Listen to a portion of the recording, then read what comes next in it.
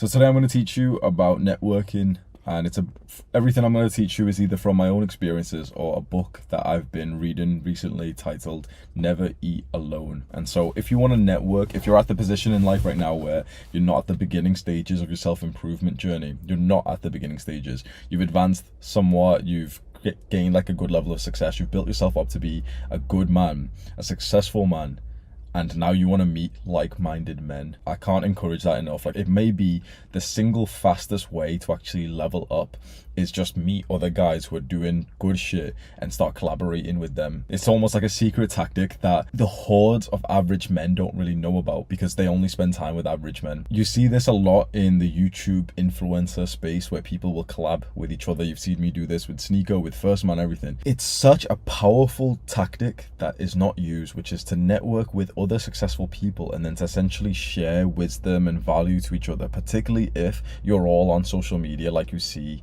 with what's happening with, like, me and other creators right now. Before we begin, I have to give you the disclaimer, and I also have to sort of enlighten you in case you didn't realize right now. The single most important aspect of networking with successful people is to become successful yourself. And I know that's the unsexy answer and you wanted like some quick tip that you could quickly implement, but you have to become successful yourself to be attractive to some other guy who's also built up a good level of success. It's better if it's not in the same kind of like realm of success as the other people have. So it's sometimes there's a benefit to, for example, being in a completely different industry and then getting in touch with someone who's in a separate industry and wanting to like collab with them and share ideas together.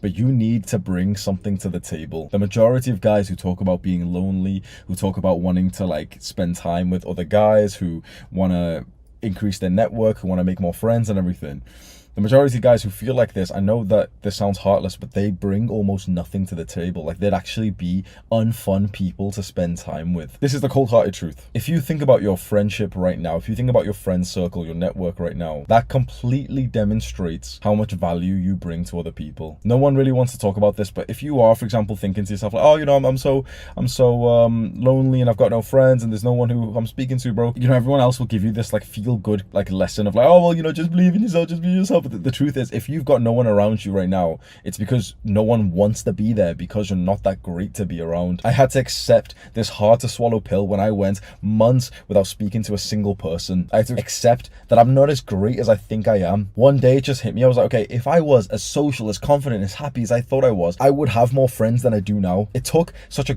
huge level of humility for me to realize like I'm not that great. I don't bring that much to the table. And it's from that moment about 2 years ago where I started to read books on social skills, and it opened up my eyes to think like, holy fuck, I've been doing this all wrong. I thought like I was such a social, confident guy, and then I start actually leveling up my social skills, which is going to be a big part of networking with successful people. And I realized that I was doing like a lot of the bad things that is spoken about in like very good social skills books, like How to Win Friends and Influence People. The first chapter of that is speaking about never complaining and never condemning others and never criticizing others, and I used to do that all the time. But I had this like false level of belief, thinking that, oh, I'm so successful because I had a fair amount of like friends in university who we would just go out and like drink